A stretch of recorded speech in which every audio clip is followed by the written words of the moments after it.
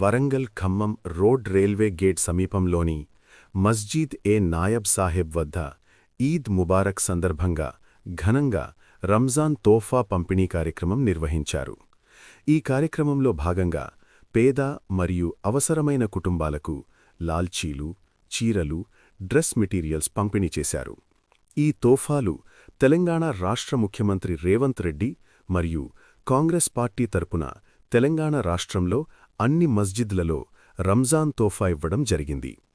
ఈ కార్యక్రమాన్ని మస్జిద్ Sadar అఫ్సలుద్దీన్, Nayab Sadar Mohammed Makhdoom Ahmed, treasurer Mohammed Umar, committee సభ్యులు మొహమ్మద్ షకీల్ అహ్మద్, మొహమ్మద్ నిసార్ అహ్మద్, మొహమ్మద్ బాషా, మొహమ్మద్ మొయినుద్దీన్, మొహమ్మద్ ఇర్ఫాన్ హుసేన్, మొహమ్మద్ కరీం, మొహమ్మద్ ఇక్బాల్, మొహమ్మద్ ఇమ్తియాజ్ తదితరులు పాల్గొన్నారు.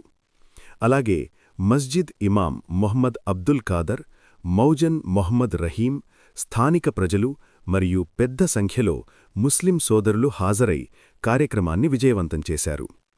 ఈ సందర్భంగా నిర్వాహకులు మాట్లాడుతూ రంజాన్ మాసంలో సేవా కార్యక్రమాలు చేయడం ఎంతో పుణ్యమని, ఇలాంటి కార్యక్రమాలు సమాజంలో ఐక్యతను పెంపొందిస్తాయని తెలిపారు.